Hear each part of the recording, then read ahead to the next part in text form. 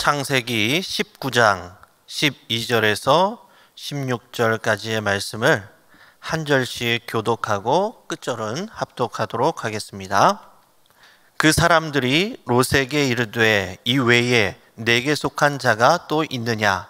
내 사위나 자녀나 성 중에 내게 속한 자들을 다 성 밖으로 이끌어내라.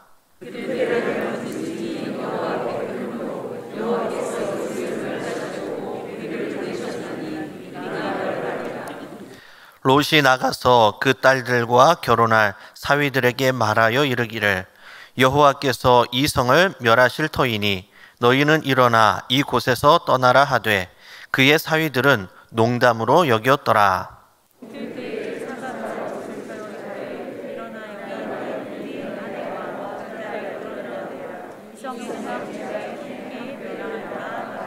함께 읽겠습니다.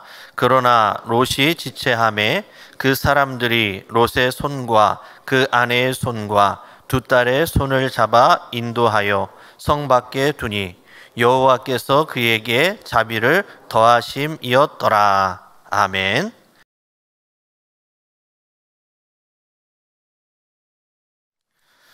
(20대) 초반에 아동부 교사로 봉사할 때 자의반 타의반으로 전도 부장을 했었습니다. 당시 복음의 열정이 뜨거웠을 때라서 토요일만 되면 교회 주변 놀이터에서 아이들을 대상으로 복음을 전하며 교회를 소개해 주곤 했습니다. 아동부 교사들은 저보다 한두 살 많은 형 누나들이었기 대부분이었는데 부장님 빼고는 전도에 잘 나오지 않아서 한 번은 교사 회의 때 전도는 교사의 기본이라고 조금 강하게 어필을 했었습니다. 저는 당시 그래야 한다고 생각했습니다. 그런데 한 선생님이 이런 얘기를 합니다. 전도도 중요하지만 우리는 하나 돼야 한다. 서로 이거 해야 된다, 저거 해야 된다 하면서 상처를 주기보다는 서로 부족한 부분들을 보듬어 주면서 가는 것이 교사라고 생각한다. 다른 교사 선생님들은 다들 그분의 말에 끄덕거렸고 그러면서 제가 전도하러 가자는 했던 말은 꼭 다른 교사들에게 상처를 주는 것처럼 되어버린 적이 있습니다. 그때 제가 깨달은 것은 무엇이었냐면 저는 당연하다고 생각했던 말이 다른 사람은 그렇게 생각하지 않을 수 있다는 것과 또 다양한 반응이 나올 수 있다는 것이었습니다. 우리는 살면서 어떤 문제에 대해서 다양한 반응이 나타나는 것을 종종 보게 됩니다. 나는 가는 것이 옳다고 생각했지만 어떤 이는 기다리자고 하고 어떤 이는 가지 말자고 하고 또 어떤 이는 1년 뒤에 가자고 하고 또 어떤 이는 다른 일을 보내자라고 합니다. 내가 기대한 반응들과 전혀 다른 반응들이 나타나는 것을 보게 됩니다. 그러면서 갈등이 일어나고 그 문제를 풀기 위해서 많은 대화를 하게 됩니다. 그래서 더 좋은 방향으로 가기도 하고요. 또 잘못된 방향으로 가기도 합니다. 오늘 말씀은 한 가지 사건에서 다양한 반응을 한 사람들이 나오는데요. 이 사건은 아브라함에게 찾아왔던 두 천사가 소돔에 이르면서부터 시작됩니다. 롯은 소돔 성문에서 천사를 보자마자 일어나 영접하고 땅에 엎드려 절합니다. 그러면서 이렇게 말합니다. 2절을 보시면 이르되 내 주여 돌이켜 종의 집으로 들어와 발을 씻고 주무시고 일찍이 일어나 갈 길을 가소서. 여기에서 롯은 소돔 성문에 앉아 있습니다. 당시 고대 근동 지방에서의 성문은 오늘날의 시청 또는 구청의 구청과 비슷한 역할을 하는 장소였습니다. 도시의 지도자들이 모여서 그곳에서 회의하고 또 중요한 계약을 치르기도 했습니다. 또한 때에 따라서는 성문에서 재판이 열리기도 했습니다. 그러기에 룻기 4장에 보면 보아스가 룻과 결혼하기 위한 자격을 얻기 위해서 성문에서 계약하는 것을 보게 됩니다. 이러한 성문에 롯이 앉아 있다는 것은 그가 소돔 지도자의 그룹의 재판이나 치안, 적어도 외부인을 영접하는 지위를 가지고 있었음을 추론할 수가 있습니다. 그런 그가 두 천사를 보자마자 땅에 엎드려 절합니다. 무슨 나그네를 보자마자 땅에 엎드려 절하나 라고 생각할 수 있지만, 당시 더위에 지친 나그네를 영접하는 것은 고대 유목민들의 일상적인 생활 풍습이었습니다. 거기에 창세기 18장 2절을 보면 아브라함 또한 천사를 만났을 때 영접하면서 몸을 땅에 굽혔다라고 하고 있는데, 롯도 아브라함과 같이 오랜 세월 살면서 이전에 아브라함이 나그네를 잘 대접해 주었던 것을 보았을 것입니다. 그것을 보고 배우면서 롯 역시 손님을 극진히 대접했음을 알 수가 있습니다. 이미 18장에서 아브라함을 만나고 온 두 천사는 반나절 동안 헤브론에서 사해 남부까지 약 65km를 걸었으니 더운 날씨에 땀이 많이 났을 것입니다. 지쳤을 것입니다. 마침 저녁입니다. 그러기에 롯은 집으로 들어와 발을 씻고 주무시고 내일 떠나라 라고 권하고 있는 것입니다. 그럴 때 천사들은 어떻게 말합니까? 아니다, 우리가 거리에서 밤을 새울 것이다. 그들은 롯의 집에서 지내기보다는 거리에서 밤을 새운다고 합니다. 아마도 소돔의 실상을 제대로 파악하기 위해서는 거리에서 보내야 한다고 생각한 것 같습니다. 하지만 롯은 간청합니다. 당시 치안상 거리에서 밤을 새우는 것은 아주 위험한 행동이었기 때문에 어떻게든 자신의 집에 머물도록 이끈 것입니다. 롯의 간청으로 천사들은 집에 들어왔고, 롯은 시장한 그들을 위해 무교병을 구우며 식사를 대접합니다. 그들의 피로를 채우기 위해서 노력합니다. 다 먹고 잠이 들기 전에 밖에 소란이 일어납니다. 소돔 백성들이 노소를 막론하고 원근 각지에서 모여서 롯의 집을 에워싸면서 두 천사를 내놓으라는 겁니다. 우리가 그들을 상관한다라는 겁니다. 그것은 강제로 성적 관계를 맺겠다는 의미입니다. 아무리 롯이 안 된다고, 이러면 안 된다고 사정을 해도 막무가내입니다. 두 천사는 이러한 상황을 보면서 소돔이 얼마나 타락했는지 명확하게 진단할 수 있었습니다. 그래서 문 밖에 무리를 눈이 어둡게 만들어서 문을 찾지 못하게 만들고 롯에게 가족들을 데리고 이곳을 떠나라고 말합니다. 하나님께서 이곳을 멸하시려고 자신을 보내셨다고 이야기를 해줍니다. 그러기에 롯은 자기 가족들 모두에게 이러한 사실을 알리고 이 성을 떠나야 한다고 천사들이 말하고 있는 것입니다. 이때 가족들의 반응은 세 가지입니다. 첫 번째로 무시함입니다. 14절에 보면 롯이 나가서 그 딸들과 결혼할 사위들에게 말하여 이르기를 여호와께서 이 성을 멸하실 터이니 너희는 일어나 이곳에서 떠나라 하되 그의 사위들은 농담으로 여겼더라. 히브리어 원문을 직역하면 이런 뜻입니다. 그러나 그는 그의 사위들의 눈에 농담하는 것으로 보였다. 사위들은 이 성이 타락했으니 떠나야 한다라는 롯의 말을 농담으로 여겼습니다. 그리고 무시합니다. 이렇게 견고하고 튼튼한 성인데 고작 사람같이 생긴 천사 2명이 와서 이 성을 멸망시킨다는 것이 가능하냐라는 것입니다. 거짓말하지 말라는 것입니다. 우리를 속이지 말라는 것입니다. 성경을 통하여 보면 하나님이 말씀하실 때 그 경고를 무시하는 사람들을 늘상 있었습니다. 노아의 홍수 때에도 사람들은 방주를 지으며 자신들에게 경고하는 노아의 말을 들었을 것입니다.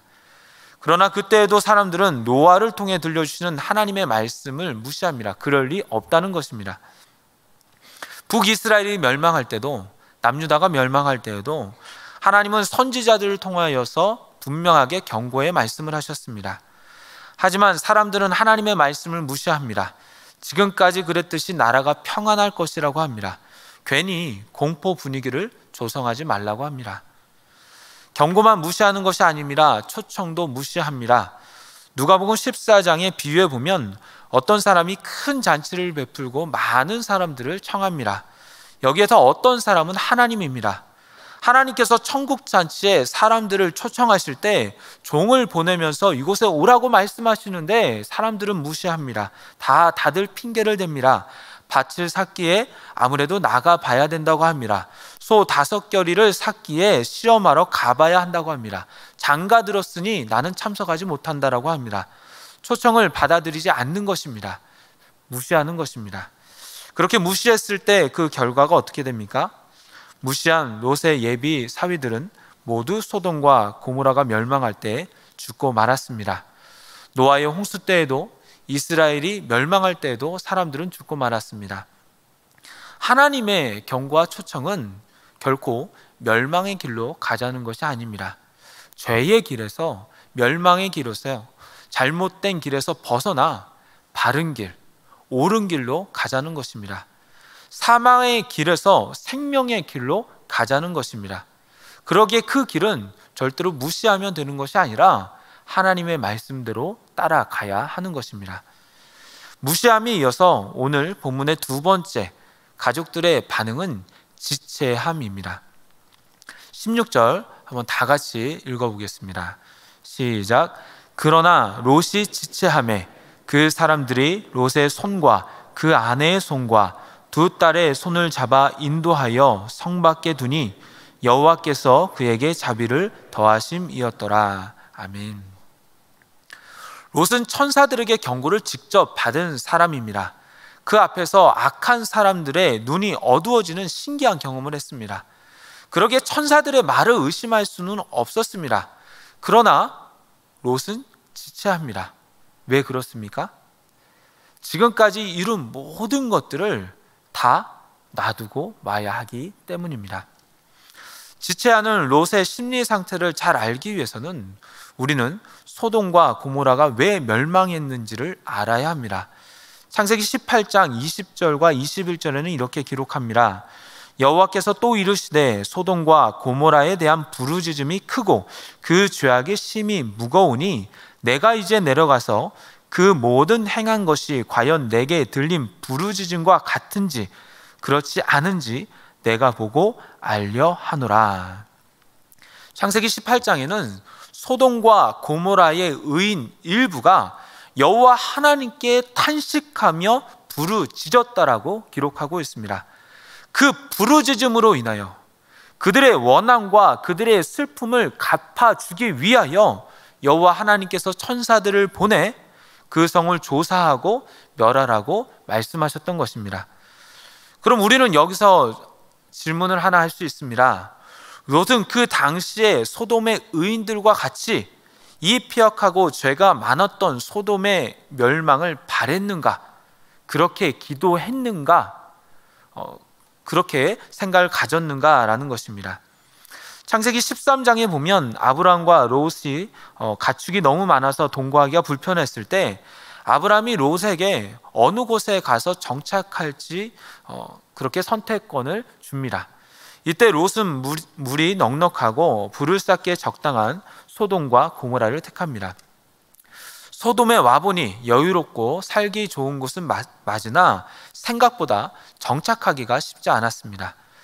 후기 유대주의의 율법 해석서인 토르셉타에 따르면 소돔의 부유한 원주민들은 낯선 방문객이 그곳에 찾아오면 그들이 소유한 재물에 조금이라도 손해가 날 것을 우려해서 손님들을 겁박하고 폭력을 행하곤 했다라고 기록하고 있습니다. 롯 또한 소돔의 원주민이 아니었기 때문에, 이방인이었기 때문에 이런저런 억울한 일들을 많이 겪었을 것입니다. 어딘가에 하소연하고 싶지만 그것도 쉽지 않았을 것입니다. 그러나 그는 그런 어려움 속에서도 소돔에 온전히 정착했습니다. 설교 초반에서 말씀드렸다시피 성문에서 롯이 앉아 있었다는 것은 그가 소돔의 지도자 그룹 중에 하나에 속해 있었다라고 볼 수가 있는 것입니다. 그렇게 정착했다고 볼 수 있는 것입니다. 어렵게 자리를 잡았고 어느 정도의 지위와 부를 쌓았기 때문에 롯은 억울한 일을 당한 의인들과 같이 하나님께 탄원하지 않았을 것입니다. 이 성을 심판해달라고 기도하지 않았을 것입니다. 오히려 소돔 성은 원래 이래라고 하면서 자신도 이 소돔 성에 만족하면서 살았을 것입니다. 그러기에 그는 소돔의 심판을 알면서도 지체했던 것입니다. 저는 성경을 읽으며 롯의 두 가지 이상한 행동을 발견했습니다. 첫 번째는 소돔을 떠나지 않은 것입니다. 9절을 보면 소돔 백성들이 롯에게 이렇게 말합니다. 그들이 이르되 너는 물러나라. 또 이르되 이자가 들어와서 거류하면서 우리의 법관이 되려 하는도다. 이제 우리가 그들보다 너를 더 헤아리라 하고 롯을 미치며 가까이 가서 그 문을 부수려고 하는지라. 이 구절을 보면 롯이 평소에 자주 소돔인들의 잘못을 지적한 것처럼 보입니다. 아브라함의 손에 크며 같은 하나님을 섬겼던 롯이기 때문에 소돔 백성의 말과 행동의 죄는 그가 생각했던 용납의 수준을 넘었을 것입니다. 그러기에 롯은 많은 탄식과 후회를 하면서 이 죄악된 도시를 힘들어 했을 수 있습니다. 그렇다면 좀 더 경건한 도시를 찾든지 아니면 죄 가운데 벗어나 하나님을 섬길 수 있는 광야로 가든지, 그것도 아니면 다시 아브라함에게로 갈 수 있었을 것입니다. 하지만 그는 소돔의 죄를 보면서도 계속 머물러 있습니다. 이것이 이상하다는 것입니다. 이러한 점은 아브라함과 대조됩니다. 하나님께서는 창세기 12장에서 아브라함에게 이렇게 말씀하십니다. 너는 너의 고향과 친척과 아버지의 집을 떠나 내가 내게 보여줄 땅으로 가라. 그 당시 고향과 친척과 아버지의 집을 떠난다는 것은 자신을 보호해줄 장소와 사람을 떠나는 것입니다. 하지만 아브라함은 지체하지 않고 죄악이 만연했던 하란을 떠납니다. 비록 갈 바를 알지 못했지만 하나님이 보여주신다고 하는 땅을 가보지도 않았지만 우선 순종합니다.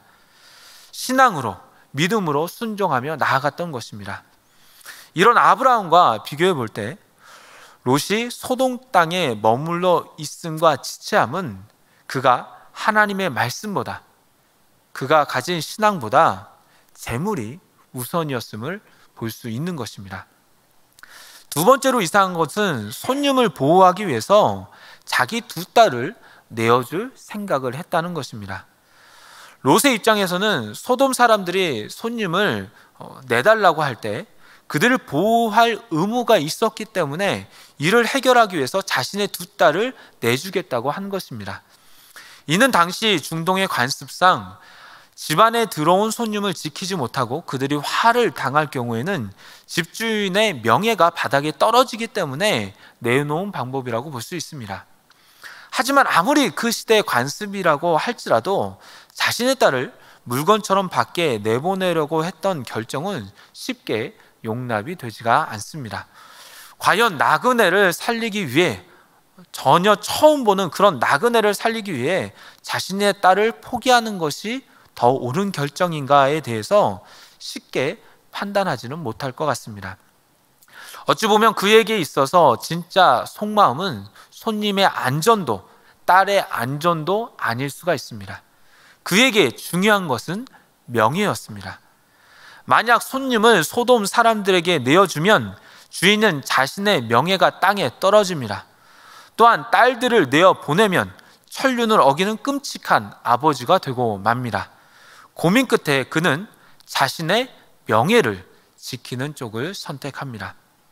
종합해 보건대 죄악된 소돔과 고모라를 보면서도 계속 거주했던 롯은 신앙보다는 재물을 택한 사람이었고 가족보다는 명예를 더 중요시하는 사람이었습니다.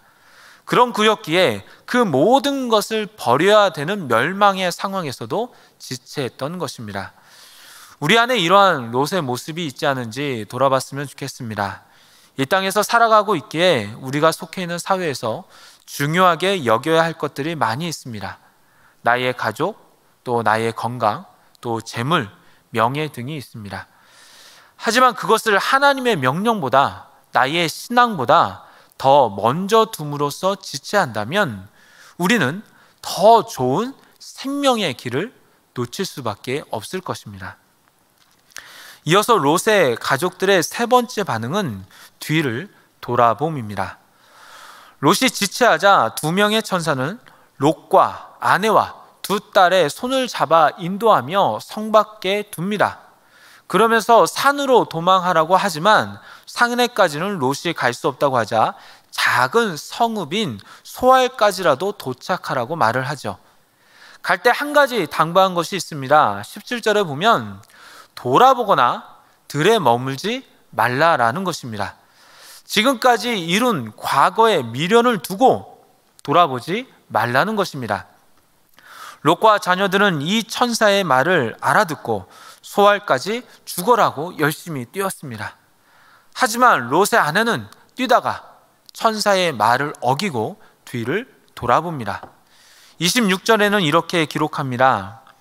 롯의 아내는 뒤를 돌아보았으므로 소금 기둥이 되었더라. 이 구절에서 돌아보다라는 말이 있는데요, 돌아보다라는 뜻의 히브리어 타바트는 단순히 보는 것이 아닙니다. 단순히 보는 것이 아니라 관심을 가지고 주시하다, 열심히 바라보다입니다. 단순한 호기심으로 어떻게 됐을까, 진짜 불이 내릴까, 또 멸망이 될까 하면서 잠깐 이렇게 뒤돌아본 것이 아니라는 겁니다. 잠깐 뒤돌아본 것이 아니라 롯의 뒤를 따라가다가 멈추어 서서 뒤를 계속적으로 보았다라는 것입니다. 소돔에 대한 미련이 남아있기에, 그곳에 남아있는 것에 대한 아쉬움이 남았기 때문에 그것을 보며 멈추어 선 것입니다. 아예 뒤돌아서 그것을 바라본 것입니다.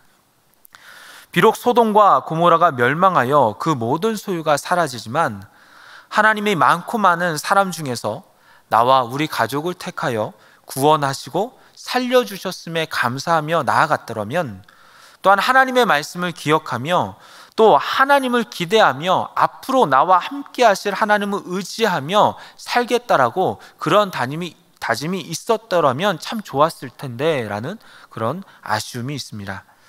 하나님이 살려주시고 함께 하셨음에도 불구하고 모든 것을 잃었다라고 생각하며 허탈하게 멸망하는 소돔성을 바라본 롯의 아내는 소돔의 멸망과 함께 그것을 계속 바라보도록 소금 기둥이 되고 만 것입니다. 누가복음 9장에 보면 예수님을 따르고자 하는 어떤 사람이 예수님께 이렇게 말을 합니다. 예수님, 내가 주님을 따르고 싶지만 나로 내 가족들과 작별할 수 있도록 허락해 주십시오. 가족과 작별하고 예수님을 따르겠다는 겁니다. 이 정도는 허락해 주실 만합니다. 하지만 예수님은 이렇게 말씀하십니다. 손에 쟁기를 잡고 뒤를 돌아보는 자는 하나님의 나라에 합당하지 아니하니라. 손에 쟁기를 든다라는 것은 밭에 고든 고랑을 내려고 하는 것입니다. 하지만 그 사람이 자꾸 뒤돌아보면서 다른 일에 신경을 쓴다면 고랑을 곧게 낼 수 없을 것이며 꾸불꾸불해질 것입니다. 이것은 합당하지 않다는 것입니다. 사실 그 당시에 작별 인사 정도는 할 수 있지 않나라는 생각을 가지신 분이 있을 것입니다. 하지만 예수님 당시의 시대는 대가족 체제였습니다.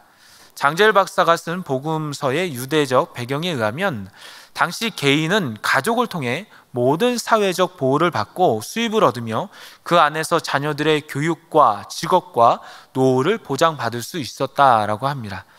이런 대가족은 보통 최소 150명 이상이었으며 하나의 동네를 이루어 사는 것이 흔했습니다. 만약 그곳에서 자신의 가족들에게 인사를 하고 떠나야 한다면 모든 구성원들에게 작별 인사를 해야 하는데 이것은 결코 쉽게 끝나지 않는다는 것입니다.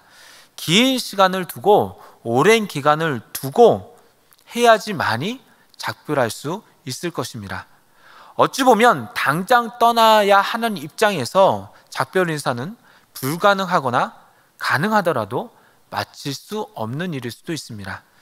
그러기에 예수님은 당신을 따른다고 하는 이에게 손에 쟁기를 잡고 뒤를 돌아보면 하나님의 나라에 합당하지 않다라고 말하고 있는 것입니다. 그렇다면 그리스도인은 어떻게 해야 됩니까?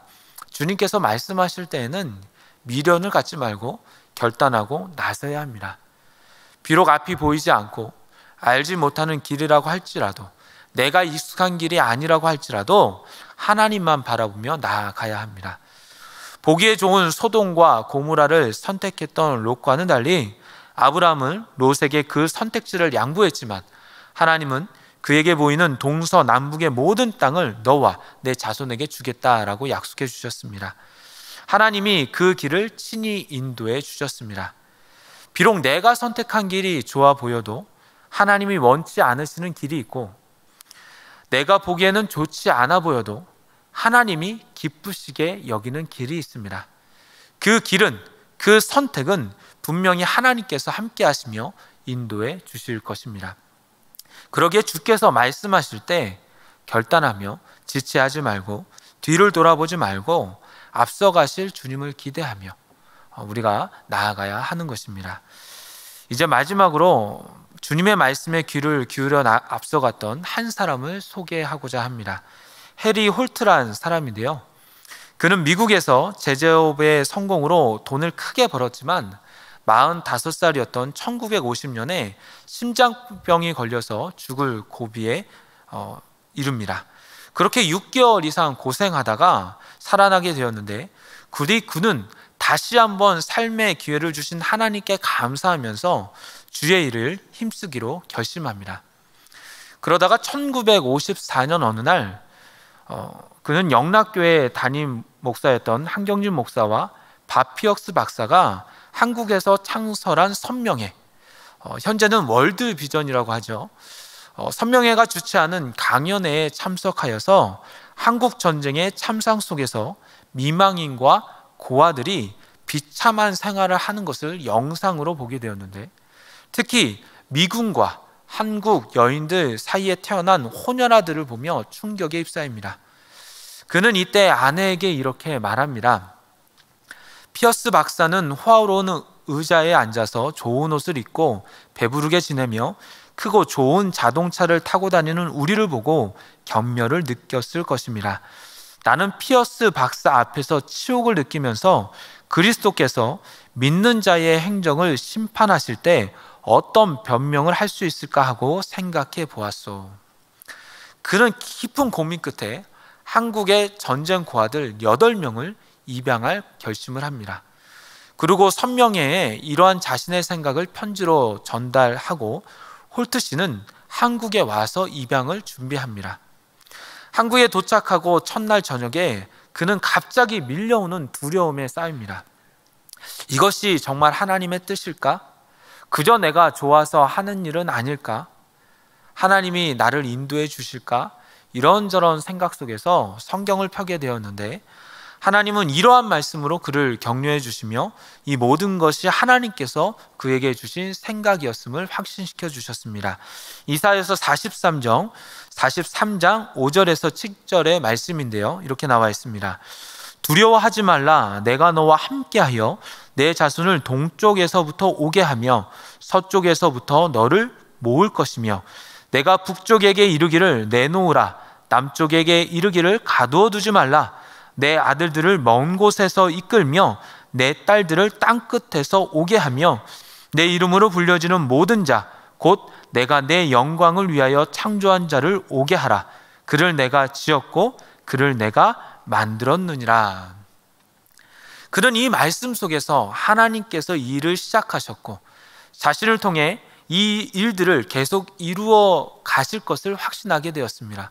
자신을 통해 많은 사람들이 오게 될 것이며 구원받고 새 삶을 이루게 될 것을 이 말씀을 통해서 확신했던 것입니다. 그러기에 그는 지체하지 않았고 뒤돌아보지 않았고 자신의 재산을 기부하며 입양뿐 아니라 한국의 고아원도 건립하고 또 고아들과 장애인들을 돌보기 위한 시설도 설립하게 됩니다.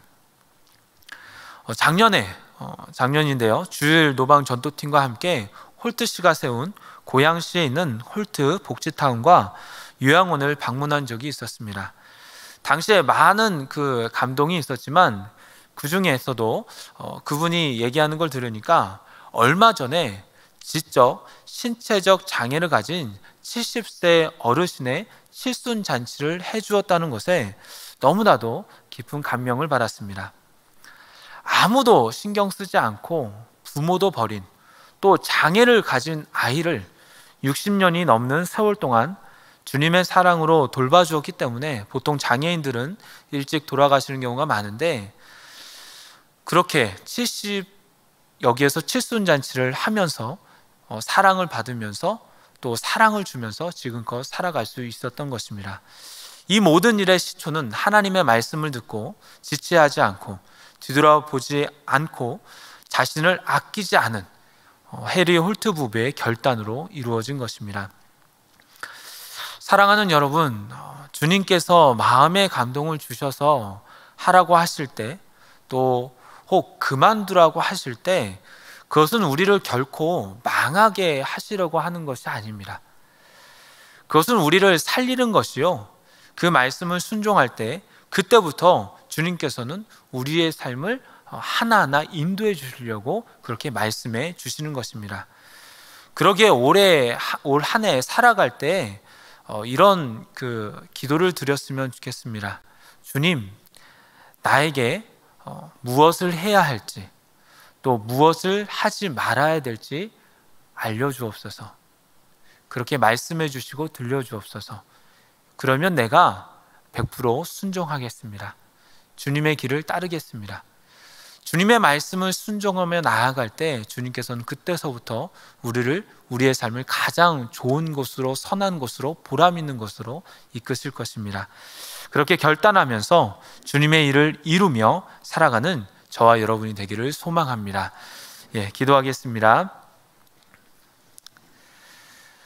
하나님 아버지, 감사합니다. 이 시간 수요 예배로 주님의 말씀을 들으며 결단하며 나아가게 하시니 참으로 감사를 드립니다. 주님, 말씀하여 주옵소서. 그래서 무엇을 해야 하고 어떤 것을 하지 말아야 할지를 알려주시고 그 말씀에 순종하며 살아가게 하여 주옵소서.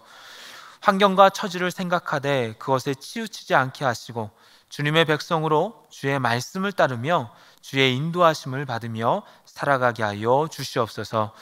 예수님의 이름으로 기도드리옵나이다. 아멘.